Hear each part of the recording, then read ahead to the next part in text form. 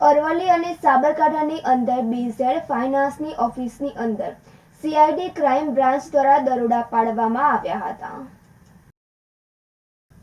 અરવલ્લી જિલ્લામાં અને સાબરકાંઠા જિલ્લામાં છેલ્લા કેટલાય સમયથી બીઝેડ ફાઇનાન્સ નામની કંપની ચાલતી હતી, જ્યાં અરવલ્લી અને સાબરકાંઠાના હજારો લોકોએ આ બીઝેડ ફાઇનાન્સની અંદર પોતાનું રોકાણ કર્યું હતું, જ્યાં બીઝેડ ફાઇનાન્સ દ્વારા 1ના ડબલ તેમજ 3 થી 4% વ્યાજ રોકાણકારોને આપવામાં આવતું હતું. ત્યારે કોઈક રોકાણકાર દ્વારા નનામી અરજી કરવામાં આવી, જ્યાં અરજીમાં એવું લખેલું કે રોકાણકારોને સમયસર પૈસા મળતા નથી. તેના આધારે અરવલ્લી અને સાબરકાંઠાની અંદર બીઝેડ ફાઇનાન્સની ઓફિસની અંદર સીઆઈડી ક્રાઇમ દ્વારા દરોડો પાડવામાં આવ્યો હતો, જ્યાં અરવલ્લી જિલ્લાની મોડાસા તેમજ માલપુરમાં આવેલી બીઝેડ ફાઇનાન્સની ઓફિસની અંદર દસ્તાવેજો તેમજ ફાઇલોની ચેકિંગ કરવામાં આવ્યું હતું. તેમજ માલપુર અને મોડાસાના એજન્ટને પકડી ગાંધીનગર સીઆઈડી ક્રાઇમની ઓફિસ ખાતે પૂછપરછ માટે લઈ જવામાં આવ્યા હતા. હાલ સીઆઈડી ક્રાઇમ દ્વારા સમગ્ર મામલે તપાસ ધમધમાટ શરૂ કર્યો છે.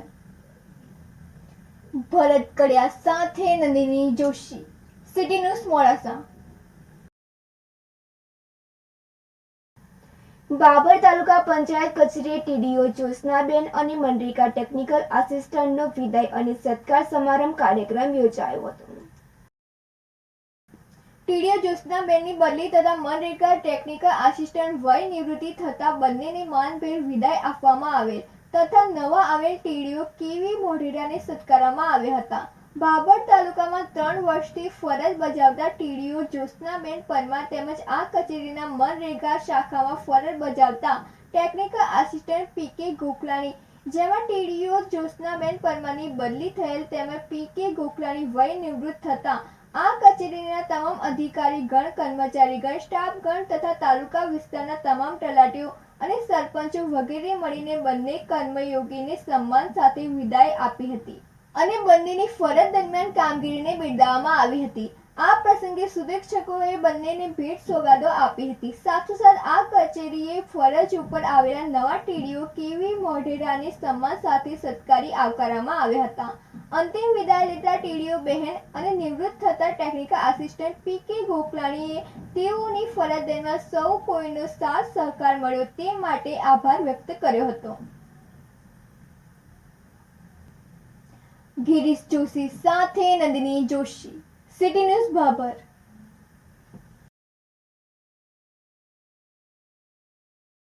સાબરકાંઠા અરવલ્લી જિલ્લામાં આવેલ બીઝેડ ફાઇનાન્શિયલ સર્વિસમાં દરોડા પાડવામાં આવ્યા હતા.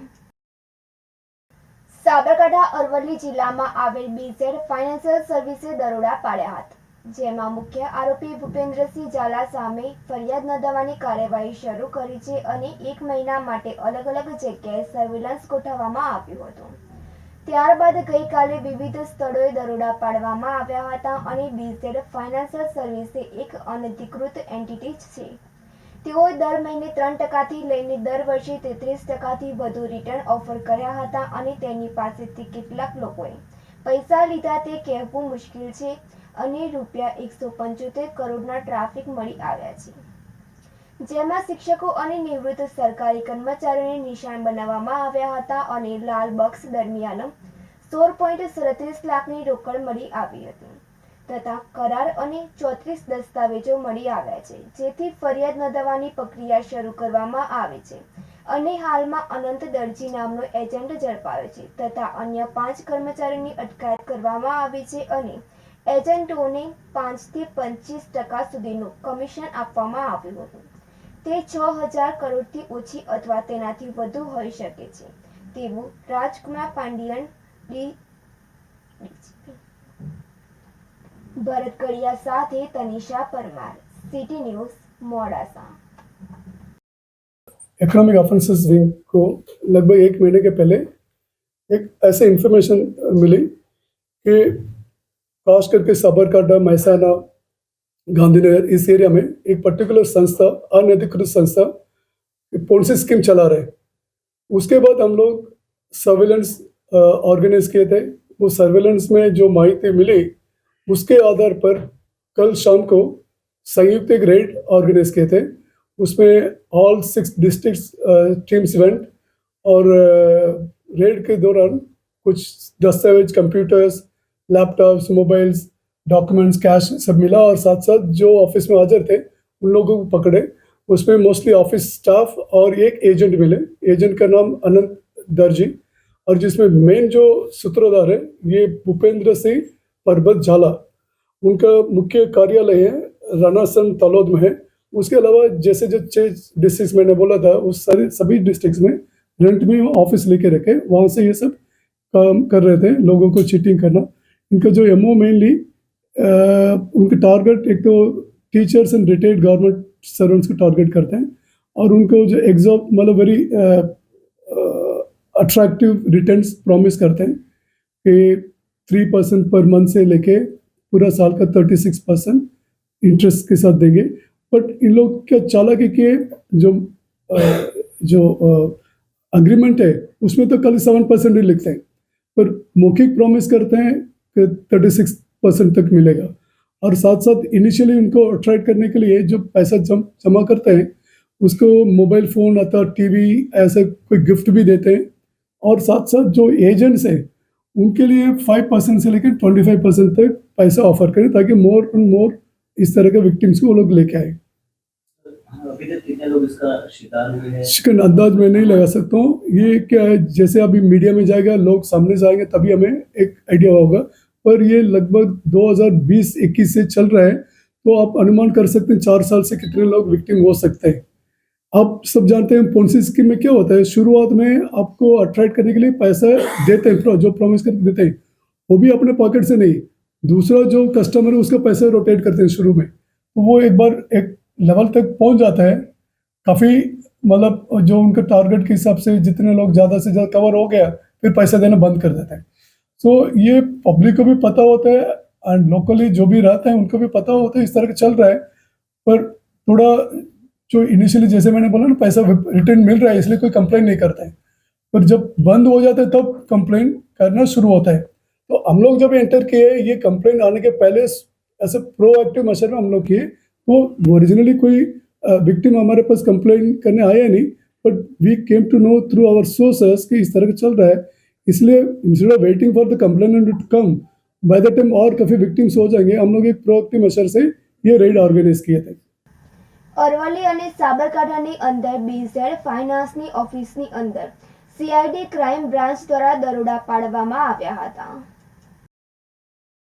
સમગ્ર ગુજરાતમાં છેલ્લા કેટલાય સમયથી BZ ફાઇનાન્સ કંપની બહુ મોટી ચર્ચામાં આવી રહી છે, ત્યારે તેની ઓફિસ અરવલ્લી જિલ્લાના મોડાસા, માલપુર અને મેઘરજમાં પણ શરૂ કરવામાં આવી હતી, જેમાં બહુ મોટી લોભામણી લાલચો આપી લોકોને રૂપિયાનું રોકાણ કરવામાં આવતું હતું। આ રોકાણમાં ગઈકાલે 6 ઓફિસમાં CIDનું સર્ચ ઓપરેશન કરવામાં આવ્યું, જેમાં મોડાસા, માલપુર અને મેઘરજમાં પણ ઓપરેશન કરવામાં આવ્યું, જેને લઈ BZ ફાઇનાન્સ કંપનીના CEO સામે ગુનો નોંધવામાં આવ્યો હતો। તેના ઉપર રોકાણકારોને મોટી લાલચો આપી રોકાણ કરવામાં આવ્યું હતું, જેની લાલચોમાં એવું મનાઈ રહ્યું છે કે 5 લાખ રૂપિયા રોકાણકારને LCD ટીવી અથવા ફોન અને 10 લાખ રોકાણકારને ગોવાની ટ્રીપ અને ફિક્સ ડિપોઝિટ કરવાવાળાને 3 વર્ષમાં ડબલ અને 7 થી 18% વળતરની લાલચ આપતા BZ ફાઇનાન્સ કંપનીના CEO ભૂપેન્દ્રસિંહ ઝાલાએ જાહેરાત કરેલી તેવી મનાઈ રહી છે। જ્યારે CID ક્રાઇમને નનામી અરજી મળતા તપાસ કરવામાં આવી હતી, ત્યારે તપાસ દરમિયાન ગુજરાત સહિત રાજસ્થાનમાં પણ તેમની ઓફિસ શરૂ કરવામાં આવી હતી અને ઊંચા વ્યાજનું વળતરની જાહેરાતો કરી 6,000 કરોડથી વધુ ઉઘરાવી ભાગી ગયાનું મનાઈ રહ્યું છે। જ્યારે CID ક્રાઇમ બ્રાન્ચ દ્વારા 6 ઓફિસમાં દરોડો પાડ્યા હતા, જેમાંથી 2 બેંક એકાઉન્ટમાંથી 175 કરોડનું ટ્રાન્ઝેક્શન તેમજ ત્યાંથી 16.39 લાખ રોકડા, કમ્પ્યુટર, લેપટોપ, 11 ફોન અને agreement, receipt book, cash voucher સહિતના મુદ્દામાલ મળી આવ્યો હતો। જ્યારે આ કંપનીના CEO ભૂપેન્દ્રસિંહ કે તેમના એક પણ એજન્ટ મળ્યા ન હતા। જ્યારે પોલીસની તપાસમાં જાણવા મળ્યું હતું કે રોકાણકારોને આકર્ષવા માટે એજન્ટોએ એક ચેન બનાવી હતી। 5 લાખ રોકાણકારોને 32નું ટીવી, 10 લાખ રોકાણકારોને ગોવાની ટ્રીપ અને ફિક્સ ડિપોઝિટ વાળાને 7 થી 18% સુધી વ્યાજ આપવાની મૌખિક ખાતરી આપવામાં આવી હતી। ત્યારે હવે જોવાનું એ રહે છે કે ગુજરાત સરકાર અથવા પોલીસ આવા બહુ રૂપિયાનો નકાબ ઉગાડી આ ભોળી પ્રજાના રૂપિયા પરત અપાવી શકે છે કે નહીં। ભરત કડિયા સાથે નંદિની જોશી, સિટી ન્યૂઝ મોડાસા.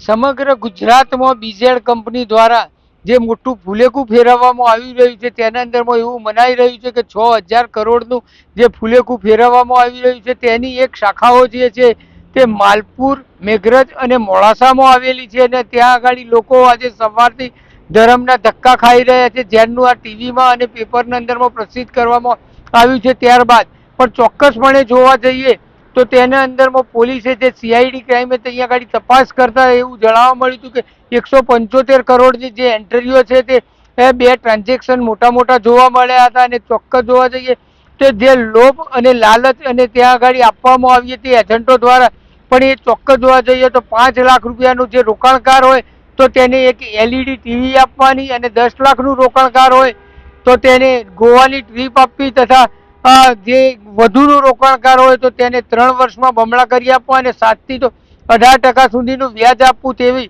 પણ કહેવત એવી છે કે લોભિયા હોય તો દુધારા ભૂખે ના મરે. આજે તેવી દશા થઈ રહી છે કેમ કે એનું કારણ છે કે આના અંદર મોટા વેપારીઓ, રાજકારણીઓ અને મોટા માથા સંડોવાયેલા છે. ચોક્કસ જોવા જઈએ તો પોલીસને જે હાથ લેપટોપ, કોમ્પ્યુટર અને દસ્તાવેજો લાગ્યા છે તેના અંદરથી કંઈક ને કંઈક મોટું મળવાની શક્યતાઓ દેખાઈ રહી છે.